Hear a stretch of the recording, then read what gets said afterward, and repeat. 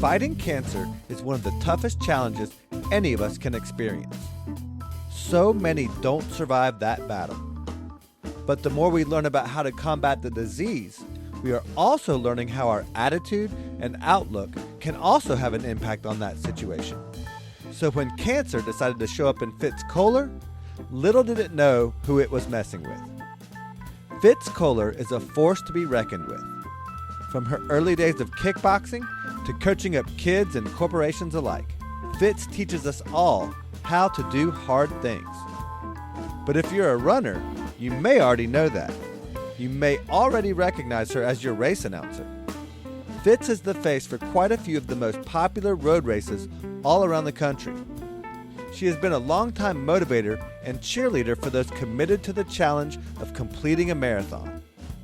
But when cancer threatened all of that, she had to become her own cheerleader, using her story as an example for others to motivate herself to not just survive, but thrive. Not only has her example inspired others, but her program, The Morning Mile, is changing the lives of students all over the country. These students, in turn, gave her the confidence to know that she could face this overwhelming obstacle. Her story will inspire you, motivate you, and kick you in the can, because just like Fitz, we can all do hard things. Learn how in my conversation with Fitz Koehler. This episode is brought to you by Atlantic Custom Group. For all your home repair and improvement needs, Atlantic Custom Group specializes in the unique and inspiring. From custom libraries and millwork to tree houses and off-grid structures, Atlantic Custom Group can do it all. Renovate your kitchen, remodel your basement, or reinvent your entire home with Atlantic Custom Group. Call now for an appointment, 770-827-7591. Atlantic Custom Group is the official sponsor for the Extraordinary Podcast.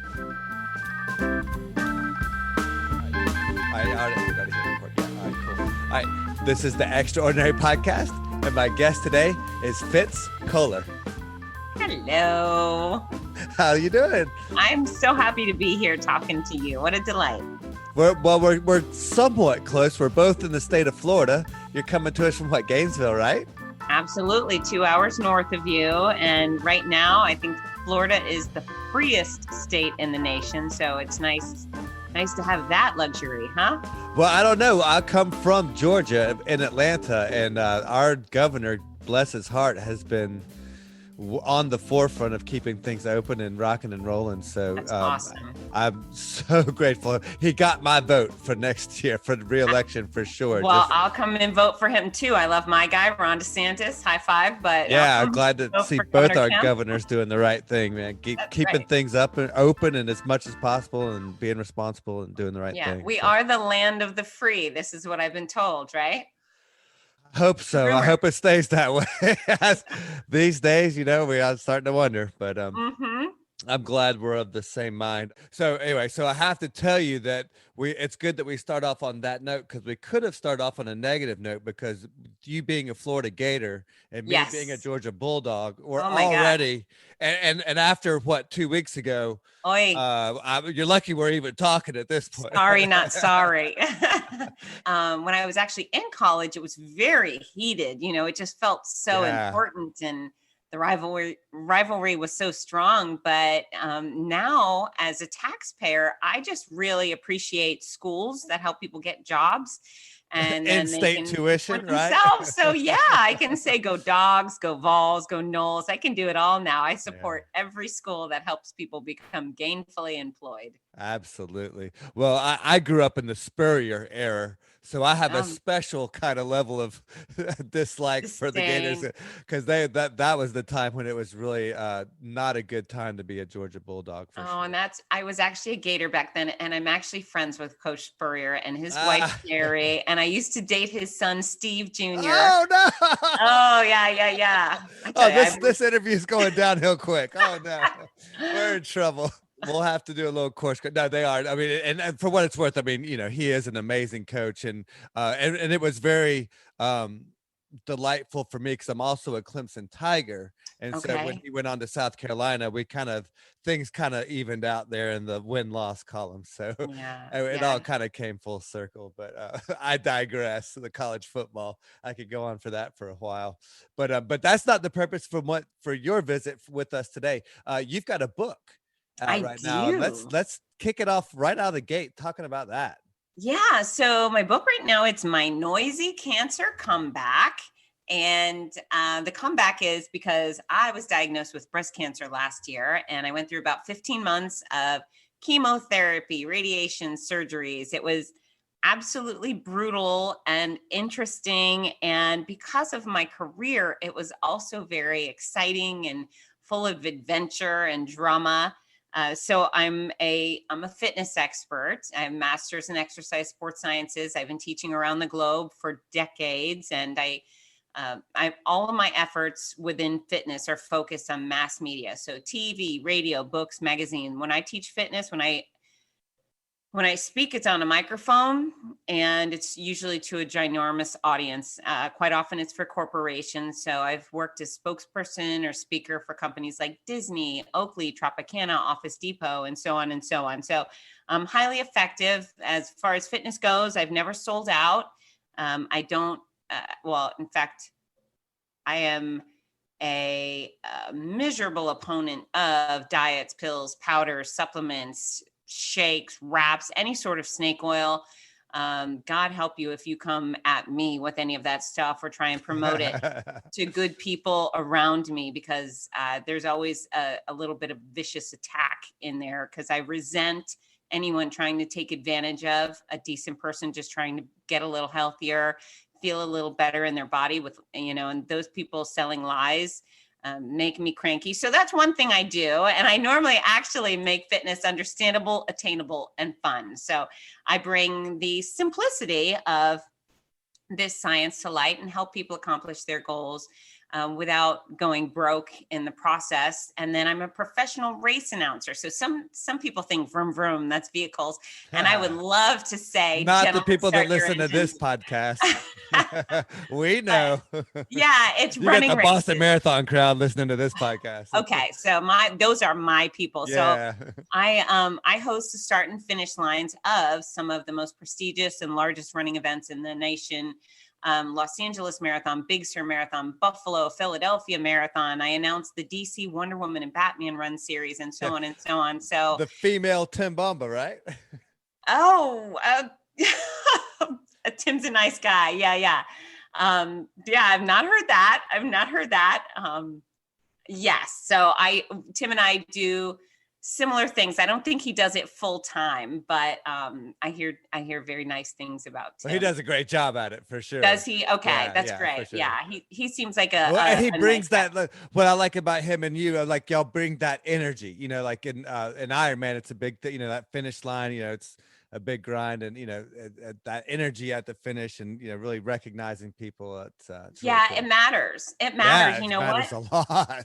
It's interesting how many massive events kick off with a sputter. They do a countdown, which a countdown to me is like a death rattle for a race. When 10, 9, it's especially when you're freaking out, like your first race, that kind of thing. It's right? just unfun too. Right. What else is unfun is an air horn. Air horn is the least delightful, most annoying sound on the planet. Why in God's earth they decide to send off some sort of exciting, wonderful event with an air horn.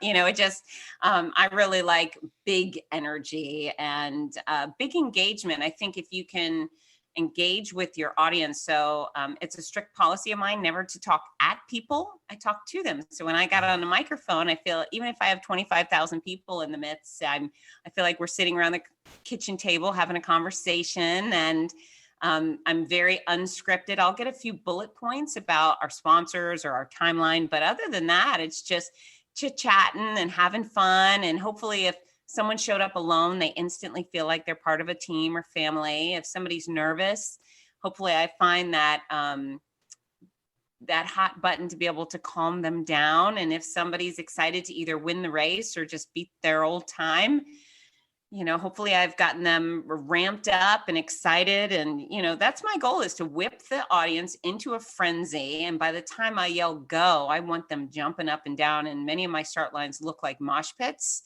And then most importantly is, once those wonderful people come through the finish line, whether they're number one or dead last, I want them all to feel like they won the race. And we were excited to have them there, and we're very proud of them. So it's a wonderful privilege, my work. Well, we have an amazing race director for Dirty Spokes here locally, a guy named Tim Schroyer. And he also does the bullhorn and is out there talking to everybody and kind of acting as that announcer as well. Because these are smaller. We don't, Sure, yeah. But it's such a cool job to have. So I'm really curious, like, how did you get that first opportunity, or how did that first start for you? Yeah, so I've been speaking for decades, and I'm also a sport performance expert, and I've been training athletes of all sorts. In fact, I can go back to the Gators, but back when the UF soccer and tennis team won the national championships, I was getting dirty with them and training them actually to kickbox. I used to be a competitive kickboxer, so we brought some of that training into their sports for cross training. But so as a sports performance expert, I was teaching clinics for Run Disney, and they had 4 events a year in Walt Disney World, Florida. And so I would come in and we know the Goofy. We know all about that. Yeah. Okay. Yeah. So my parents got about 10 pounds of hardware in the hallway over there from that Lord. thing. That's a very interesting it is. challenge. I've not done it, mind you. I can tell you. I love Goofy. I've not done it. But yeah, so I was teaching strength training for runner clinics, weight management for runners, pain prevention and management for runners, all of those things.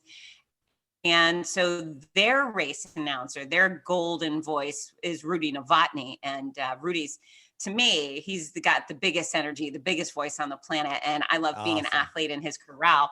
But Rudy and I hit it off. We met, I guess, because I was working there as well. And he's also very charismatic and sarcastic.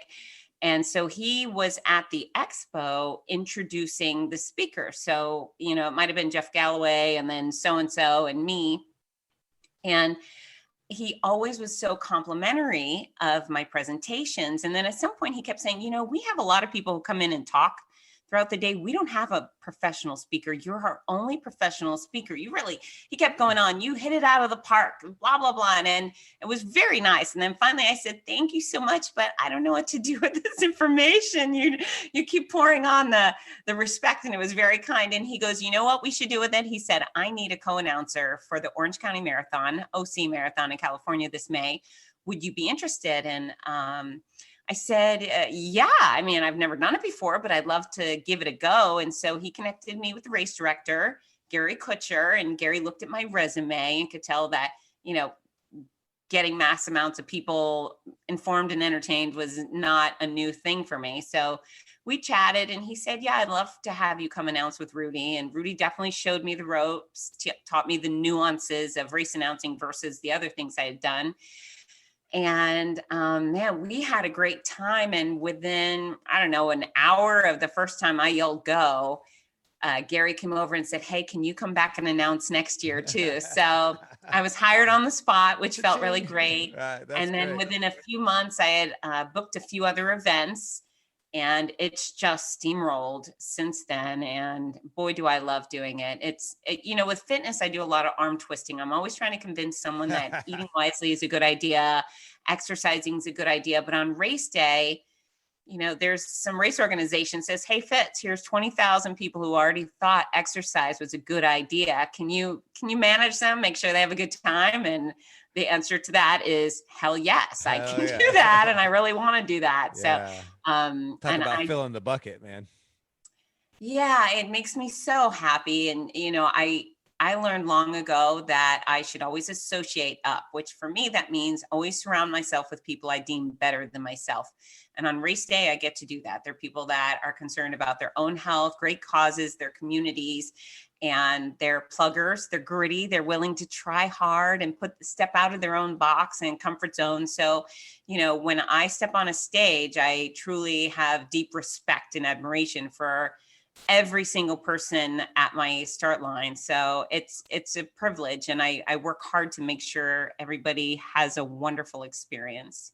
Yeah, it's nothing like getting them through that. And would you be willing to share one of your most memorable experiences as a race director, or a time or an individual that you saw out there that made an impact on you, maybe, or something?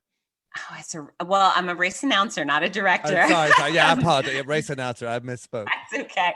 Hey, that we know the race directors are doing the really hard work. They're the ones. That's behind the scenes folks. Whew, that's a tough job. And thankless a lot of times too, because they're not out there in the spotlight. They don't get the accolades they deserve. Yeah, and people tend to yell at race directors a lot. They tend, anytime they don't get their way, they go straight for the jugular with the race director, not really understanding that race director was just a runner, someone who loved the sport and thought, wow, maybe I can put on a race in my community. And yeah, so be nice to your race directors. That's for Definitely. starters. Yeah.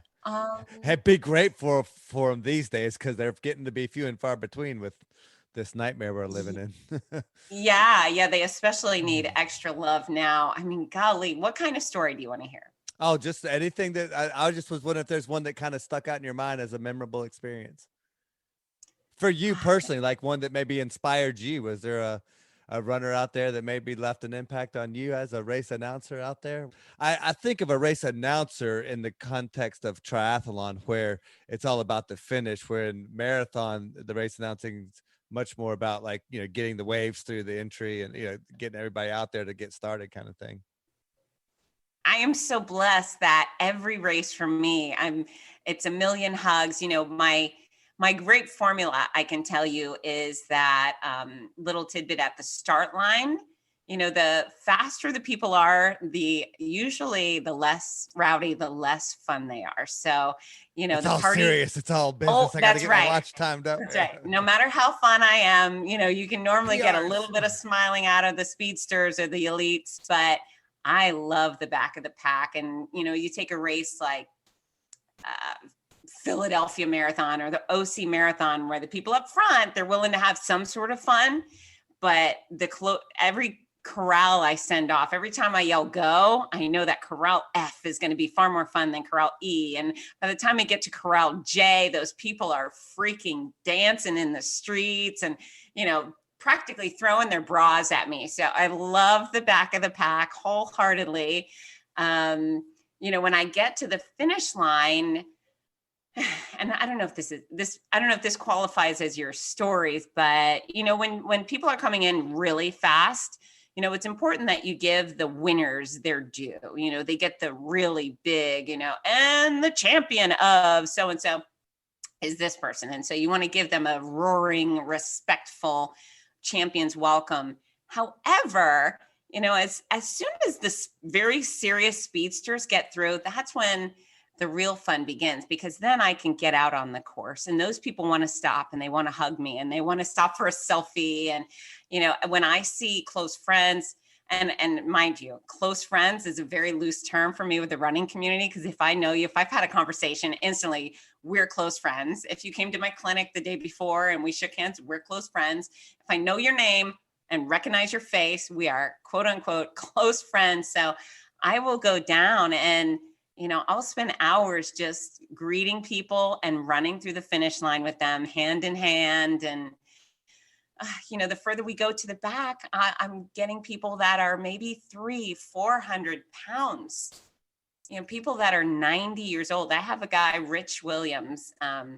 We've declared him my boyfriend. I met him. He won second place, I believe, at the Monterey Half Marathon about 3 years ago.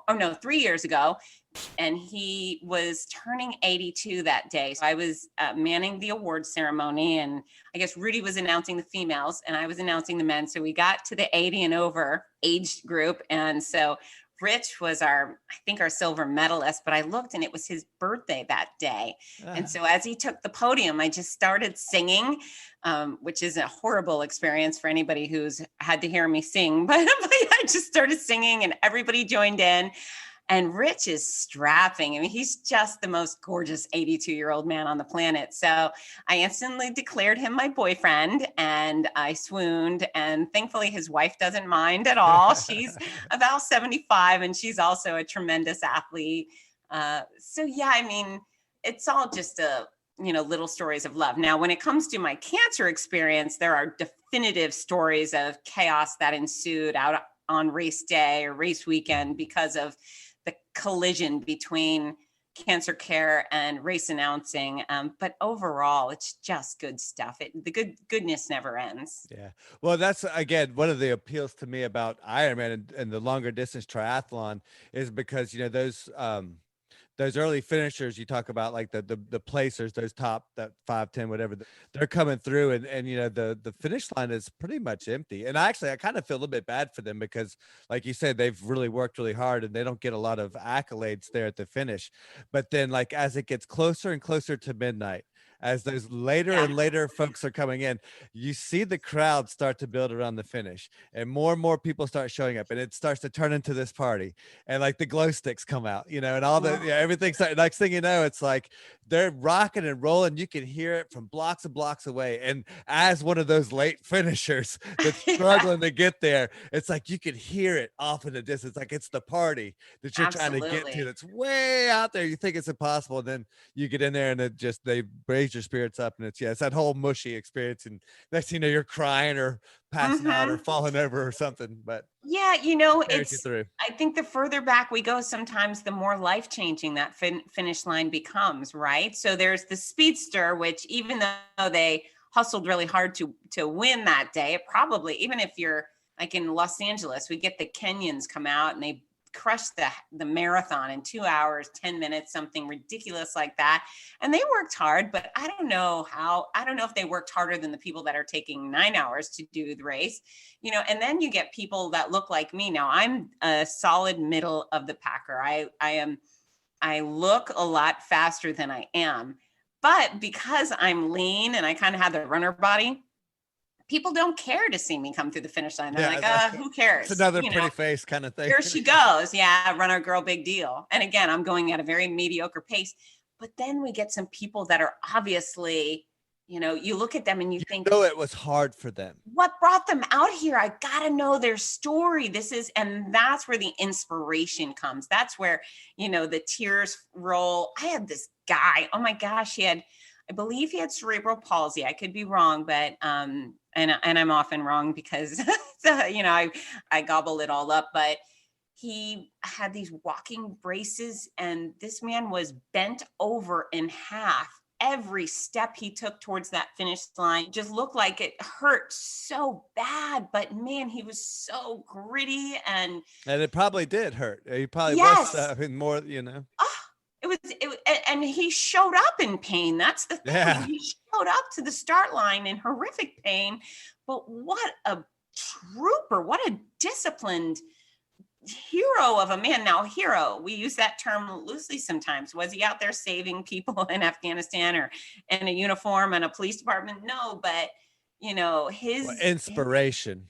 His effort really showed other people at the finish line who had never done something like a race. Maybe he gave those people the encouragement they needed to maybe give a 5K a try. So, just how lucky am I? Those are the ones that inspire me as a person who feels like they're pretty physically fit. Like that guy's the one who drives me to. Yep. No excuses. No excuses. If they can do it. And be grateful, man. Be grateful. For sure. That's awesome. So you kind of dove into we mentioned the book, but we didn't really get to spend much time, but we kind of jumped right into the racetrack thing. So let's kind of circle back and talk about some of your experiences going through some of this cancer. Yeah. So the brief story is December of 2018, I had a clean mammogram, and as a fitness expert, it's my platform. Get your annual exams. Yeah. And so December 2018, clean mammogram. Less than 7 weeks later, I was at a hotel bathroom in Disney World for the Princess Half Marathon weekend. And I backyard. Just scratched my under boob, and there it was. I found the bean. It felt like a bean, and I just thought, oh, crap. And so very important moment for me there is I did not ignore it. I did not call my mom and say, gee whiz, what should I do? I didn't Google it. I picked up the goddamn phone and I called. I said, hey, I found a lump. I need to come in. And so Monday I went in. Thursday I had a mammogram ultrasound. And not only could they see this scary tumor in my breast, but I had 3 hard swollen lymph nodes.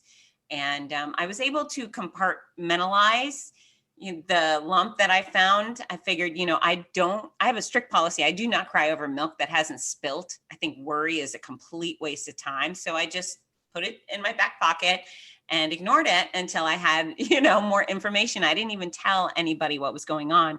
So I'm sitting there on the table and the radiologist, she goes, yeah, this tumor, this lump looks suspicious. She said, but it's really the 3 hard swollen lymph nodes that have me concerned. And then I lost it. I lost it on the table, and I thought for certain I'm definitely dying. And for no other reason than I'm the girl who does almost everything right.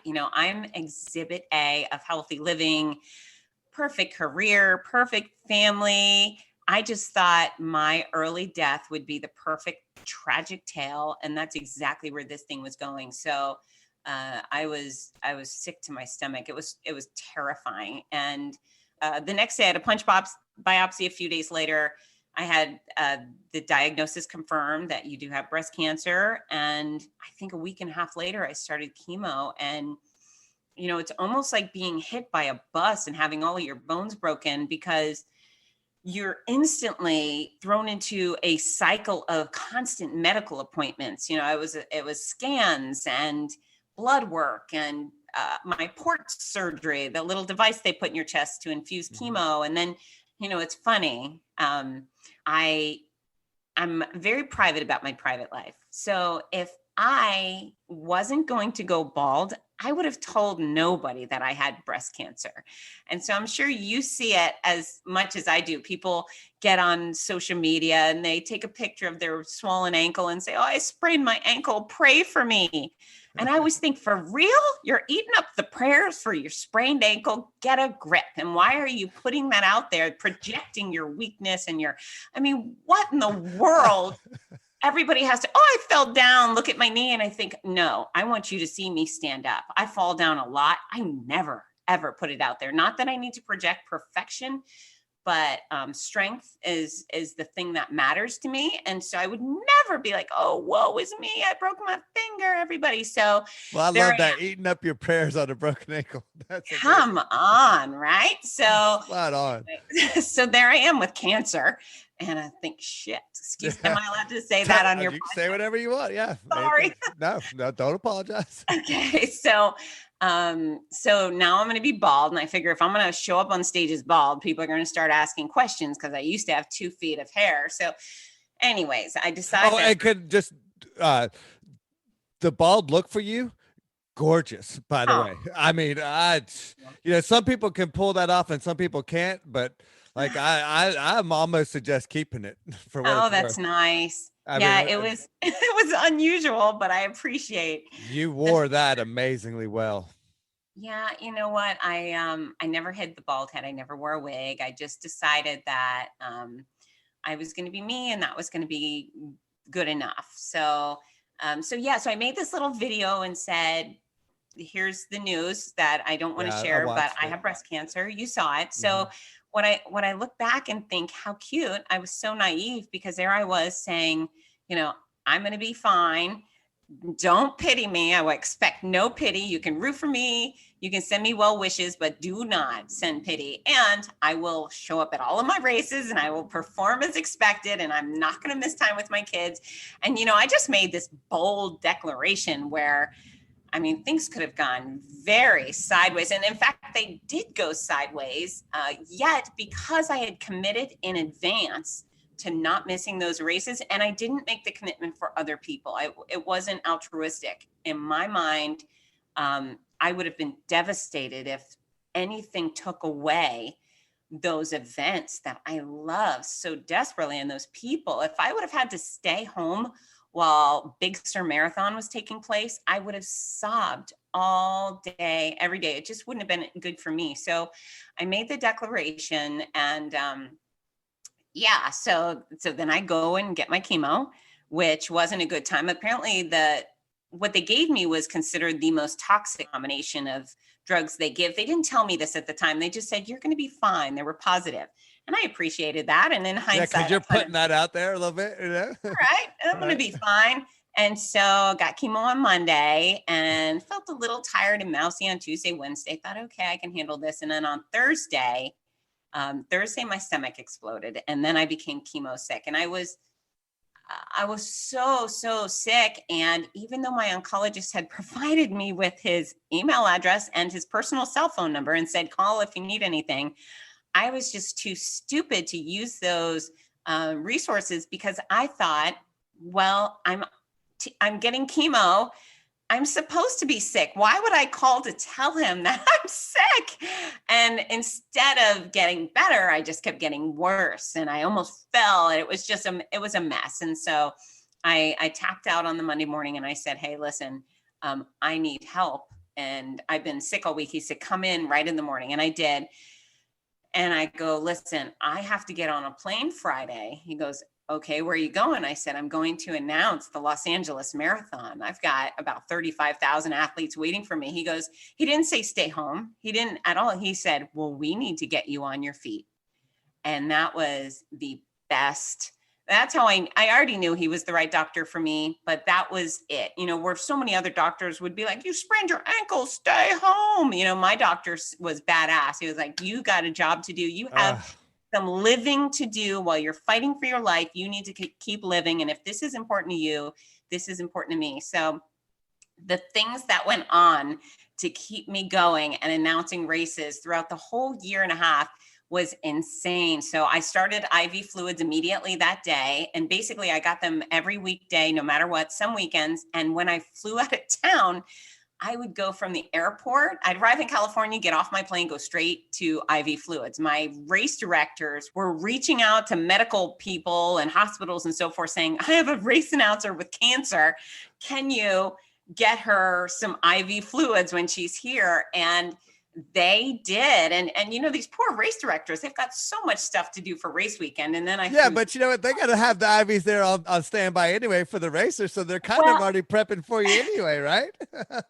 Well, yeah, in very many cases. And, it's funny. My mom used to say, what happens if you get sick? What happens if that? And I would say, well, listen, I'm leaving my house sick. Yeah, we know I'm already sick when I go there. So it's not going to be a surprise, but what other profession has a medical tent right next to them at all times? There's always paramedics and doctors and so forth. So, if I go downhill, there will be someone there. Now in Denver at the DC Wonder Woman Run series, and I can say that even though imagine the tequila hangover. That's what it was like every single minute of every day for 5 months at least.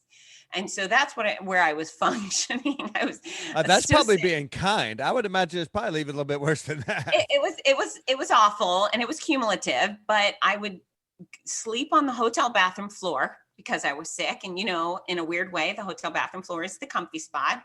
So I would do that. And then I would get up and I would put on my running shoes and my tights and I'd go get on my stage. And this is the beauty of the running community. It's the second I would get on those stage, it was though someone had flipped my on switch and zoom, I got to be full force Fitz Koehler again. And I was running on runner fueled go-go juice. They provided the perfect amount of adrenaline for me, distraction for me. And I never missed a beat when I was announcing. So first weekend, that first LA marathon, I detail it in the book, but I lost most of my hair on that stage. And so that was pretty devastating and stressful. And, seeing the black stage covered with all this long blonde hair was a nightmare. However, how fortunate for me that I had the distraction of 25,000 incredible athletes to turn my attention on. So I kept my glasses on because I was crying a lot, but I didn't want anyone to see. So I would just smile on the microphone and I was genuine about it. But that was crazy. That was absolutely crazy. When I flew home, I immediately, literally half an hour after walking through my door, we shaved my head. And then that was March. And then a handful of months later, after my 6th and final round of the really mean chemo, I had to announce the DC Wonder Woman Run series in Denver. So I'm a Floridian who operates best at sea level, going to the Mile High City, which is, no matter what, that's not a good match for me. But it was 100 degrees that weekend. And so on Saturday, I hosted the expo out in the heat. It was really unbearable. And I struggled in many ways that day. And, I actually left the expo a little earlier. My race director said, go now because we need you tomorrow. And you're not looking so good. Yeah. So I went back, and then in the morning, I was on my stage, and the combination of the heat and the elevation, and I had to kind of hustle over to the start line stage from this big main stage where we were having the Wonder Woman costume contest. The morning was already good, but I got up there and I was standing next to Wonder Woman. So Warner Brothers sends out their official Wonder Woman, and she's a blast. We love her. But there's me and there's Wonder Woman, and I'm out in my bald glory up on the stage. And then the world starts spinning.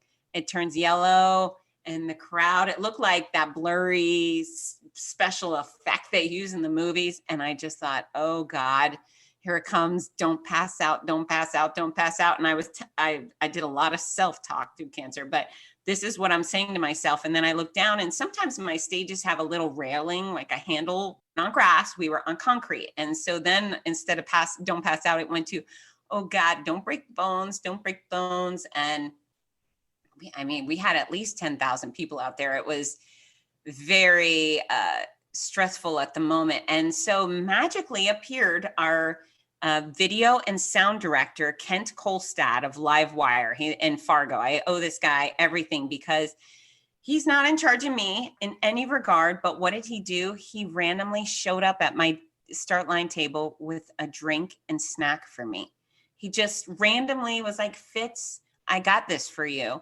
And I was in bad shape. So I put the microphone down. I decided the event would be fine without my voice for a few minutes. And I had the drink and I had the snack, and I was able to rebound and recover and do my job. I was able to not hit the ground and roll off the stage, because how pathetic would that have been to be the bald announcer in the tutu rolling and the whole thing would have been a mess. So it was a very interesting year. I mean, the stories I tell in the book, they're just relentless. And that's when everyone says, they go, I did some crying, but then I did so much laughing, and I had to keep turning the pages because there was always something happening next. It was just it was a very weird experience. And in my case, I can also say it was very wonderful, because I was offered so much support and love from the running community, and things would have been way worse without you all. Writing a book is tough. I'm going through a similar process. What was the toughest aspect of it for you personally? The waiting or was it? It may have been easy for you. I don't know. I may have even putting words into your mouth. I don't mean to suggest it. No. I'm a writer, so and I can't say it was an easy process, but I didn't have a hard time with the writing process. I thought editing was a pain in the can. It was 100,000 word book, and we chopped out 10,000 words. So, when 10? You're editor, 10,000. Yeah. But that's a lot of words. You have a very kind editor. Well, you're a professional writer already. Anyway, so I need to keep very imperfect. No. And as she hit it with the red pen, it's hard not to get your feelings hurt. The beginning of the book I wrote while I was still sick. So I had to go back and re-edit a lot of that because I was clearly loopy at the time and it needed a little extra work. But yeah, I'm very proud of the product. But when they're ripping out your content, it's just like they're ripping out part of your heart kind of thing. It's like, no, it needs to be there. No. Well, it's funny. I had a bunch of beta readers, and some of them were my interns, and then some of them were in the running community, race directors, so forth. And then some of them were people who had no idea what the running community was about. And, it was interesting. My interns would say, LOL, this part is really funny. And then one of them would say, oh, that's stupid. Nobody cares. Okay. And I thought, okay, good feedback. So, hey, you're getting the feedback. I'll take it, okay, I will remove that. Nobody cares.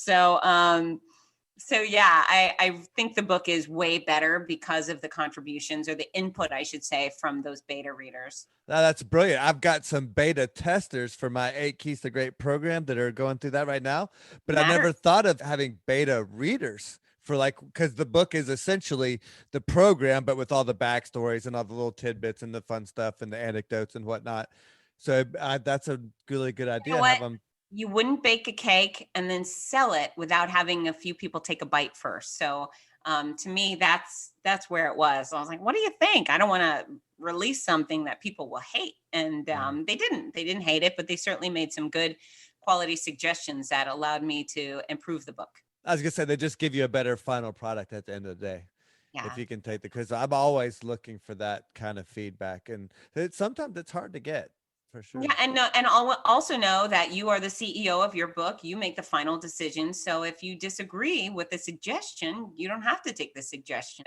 There are 0 components of my business that I am not fully in charge of, and I'm willing to take risks. So yeah, make those decisions and stick with them.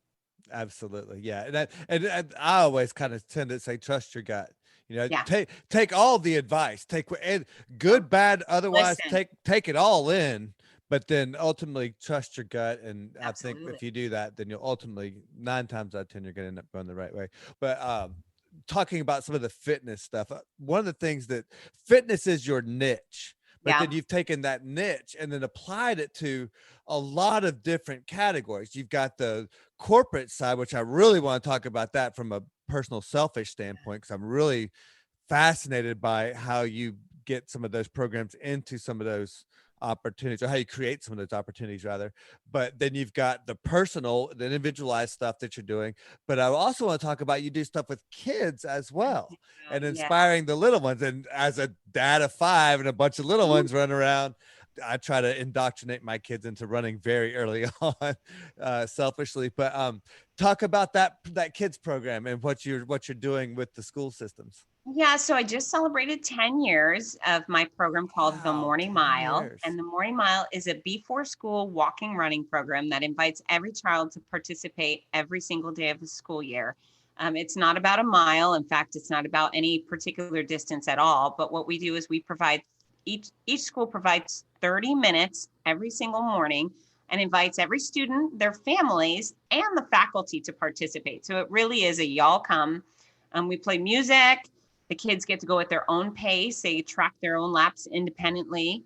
And then we have a very simple yet highly effective reward system, which keeps the kids excited, coming back, and very proud of their accomplishments. And I'm in 400 schools around the globe. I have most states, not all states, 4 countries. And gosh, my Morning Milers have completed millions of miles. And I'm very proud of it. It's interesting. People say, oh, there's a program my kid does at school and someone's done 100 miles. And that's great. That truly is great. But Morning Milers often do 600-700 miles in a school year.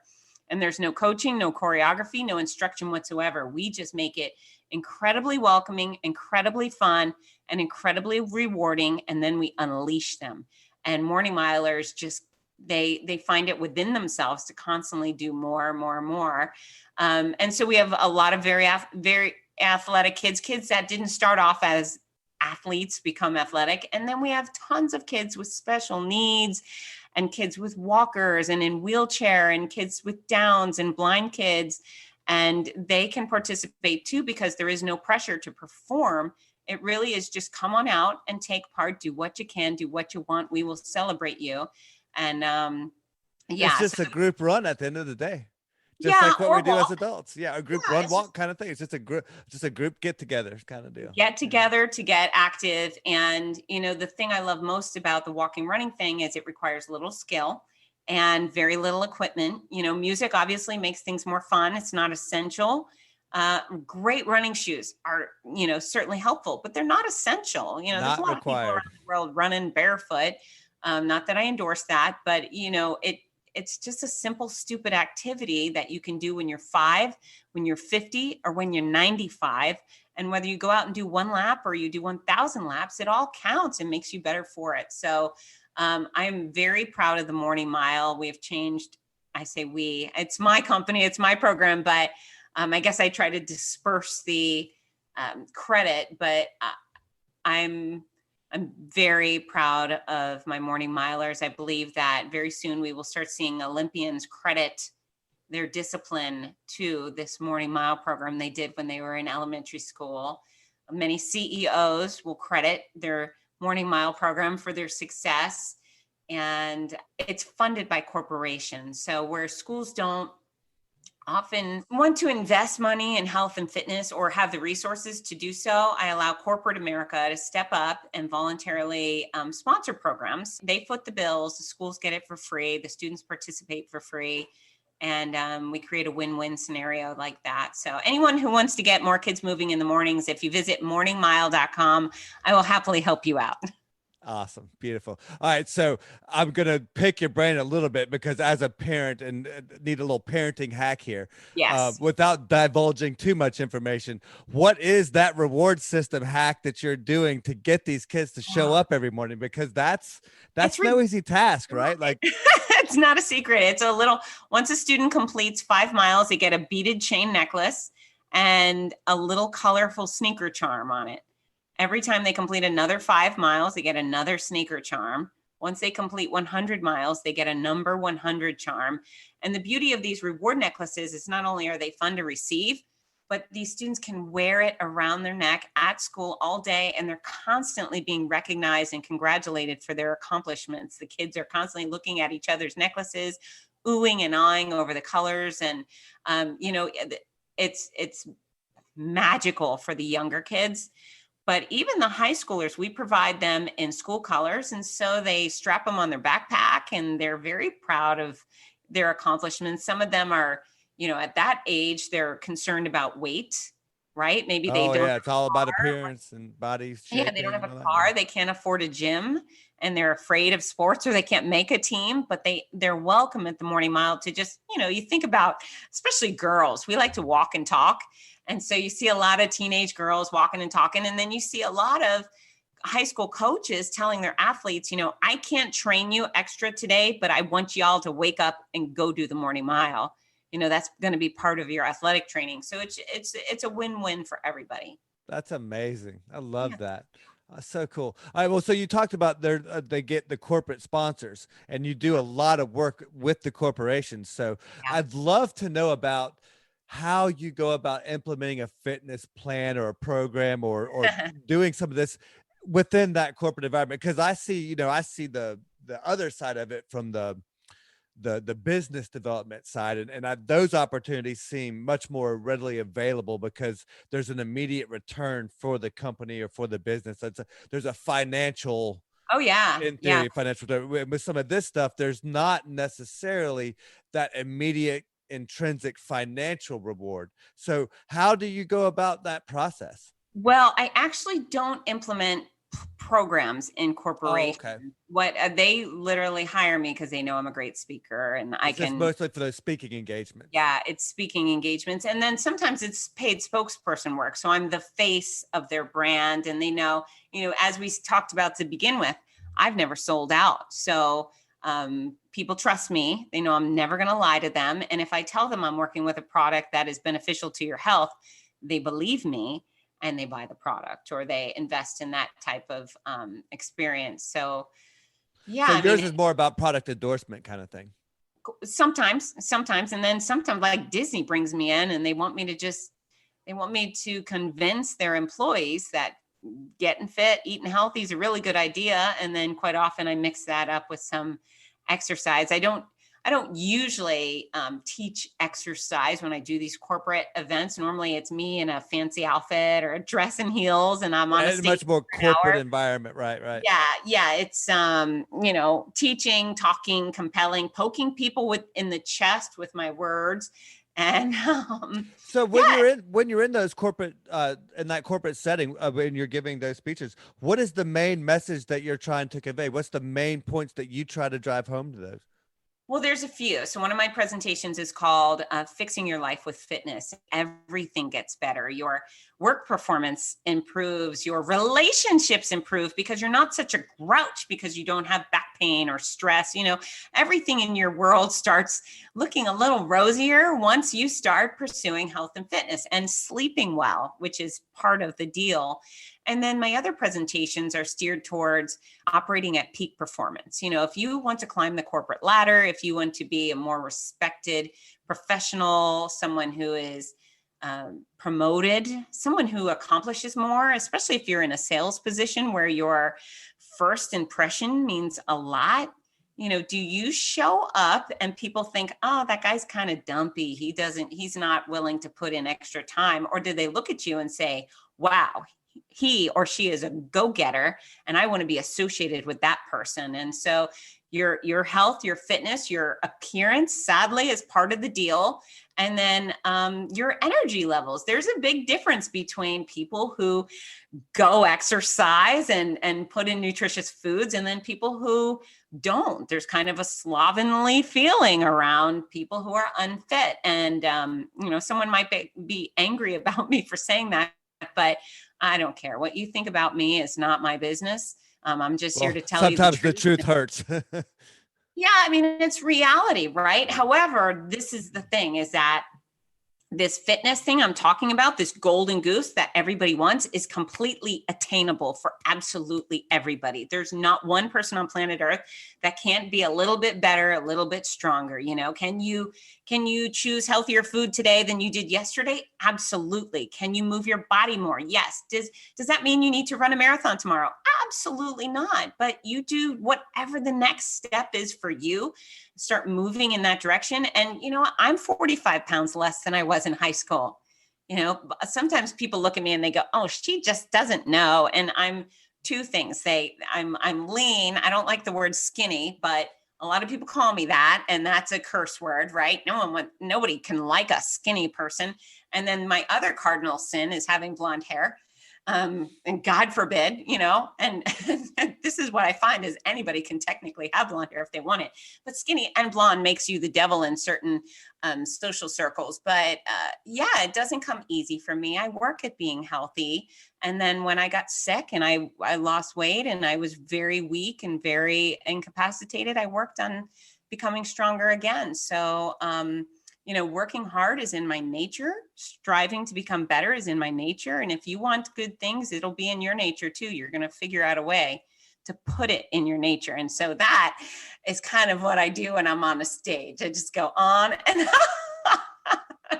as you can tell, I'm never lacking words. No, that's beautiful.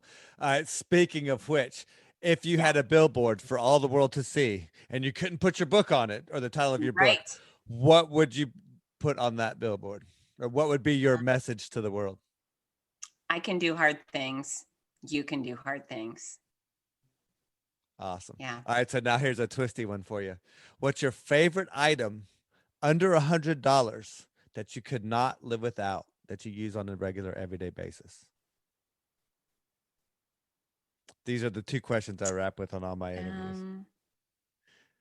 It's an easy, or it's a fun one, but it's a hard one. The first one is an easy one, but it's because you already kind of know, but this one is a little tricky because I'm an active girl, so I'm going to go with sports bra because I like to move, and I'm saying things would be a lot less fun to move without a quality sports bra. All right. So which sports bra do you prefer? What's your go-to? Not that it matters for me, but I'm sure there's plenty of listeners out there that will want to know, because for guys, I mean, we all know about the chafing and that's very important. And there's all those things we have to deal with and think about. So what's your go-to? I hate to say it, because when I was introduced to the brand, I didn't like it. I thought it was smug, but I am now very convinced that Lululemon makes the best gear on the planet. So yeah. Well, they're very expensive, yes, but there is something to be said about the way that they make their products, and more particularly the fabrics and the materials that they're using. I don't own a lot of Lululemon stuff, and I'm very much anti that kind of concept.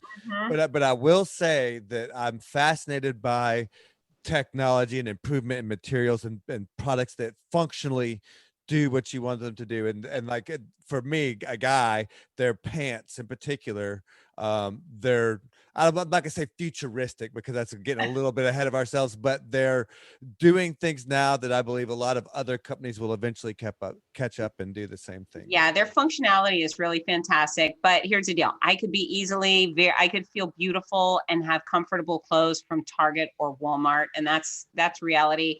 But I can justify my Lululemon addiction, whatever we may call it, for two reasons. Number one, I stand on stages in exercise clothes. So I think I should have stuff that looks really, really nice. And then the other thing is my daughter is my exact size. So everything I own gets worn twice as much. And I feel like it's half price, if that makes get an extra bang for your buck, right? Well, it's half the cost. Well, now, full disclosure, now, can you get a Lululemon bra for under $100? Oh, yes. Under 100 cool. for sure. And I'm actually part of a instructor sweat collective thing. So I get 25% off of everything. It's still a fortune, but better's better, right? Hey, absolutely. Every little nickel and dime helps, right? For sure. Well, we'll put a link on the show notes for both the pants for the guys and the sports bras for the girls. And we'll give Lululemon a little plug there. And we'll, Fitz, thank you so much. Like I said, we barely scratched the surface. We're definitely going to have to follow this up with a part 2 and dive deep into some of the fitness stuff, because with me being an Ironman, you being a marathoner and all that kind of stuff, we can, we'll go deep for sure. But kudos to you, Ironman. Incredible. Well, I mean, I just am following in the footsteps of people that are much larger footsteps than my own. So you know what? They couldn't drag you behind them if they wanted. This was all you. Every step you took, every spin, every stroke, that was all you. So own it. Those seeds were planted very early on, and they're just now bearing fruit. So I don't know if it's a blessing or a curse, one of the two. But yeah, so seriously, before we go, tell everybody where we can find you, tell them the best place you want them to go buy the book, and tell about how they can get their signed copy of the book as well if they want to. That's right. So the book is available, hardcover, paperback, ebook, and audiobook, all formats, and you can get them wherever you really like to buy books. However, I would love for y'all to come to fitzness.com. That's FITZNESS.com. That's my home base. And all of those books which are sold are signed. So they'll be autographed to you or whoever you tell me to sign them to. And they also come with a really fun gift with purchase, which is this big sticker that says, I can do hard things. And that became that became my mantra while I was going through cancer care. Everything was scary. Everything was hard, but I convinced myself to keep pushing forward. And thankfully I'm here today to tell the tale. So get your books at fitzness.com, and I'll send you the sticker and I'll sign them, and I'll pack your package with a whole bunch of love as well. Yeah, we got one coming to the Extraordinary podcast for sure. So looking forward to that. So Fitz, thank you so much for what you're doing. Thank you for your story, and all those marathon runners out there are relying on you. So it's amazing for you to keep doing the work that you're doing. Oh, yes. I hope everyone will follow me at Fitzness on Instagram, Facebook, YouTube. I love making new running friends, so I'm very communicative. Follow and then reach out and say hi. Yeah, it's some amazing social media accounts, so be sure to check her out on Instagram in particular. Definitely. Great stuff. Awesome. Fitz, thank you so much, and we'll look forward to doing part 2 real soon. Take care. This episode is brought to you by Atlantic Custom Group. For all your home repair and improvement needs, Atlantic Custom Group specializes in the unique and inspiring. From custom libraries and millwork to tree houses and off-grid structures, Atlantic Custom Group can do it all. Renovate your kitchen, remodel your basement, or reinvent your entire home with Atlantic Custom Group. Call now for an appointment, 770-827-7591. Atlantic Custom Group is the official sponsor for the Extraordinary Podcast. So you're still here. Wow. Thanks for sticking around. So, what'd you think? What did I miss? What would you like to know more about? Who would you like to hear on the show? If you stuck around this long, maybe you won't mind giving me some feedback. And don't forget to check out the website, extraordinarypodcast.net, for all the latest episodes.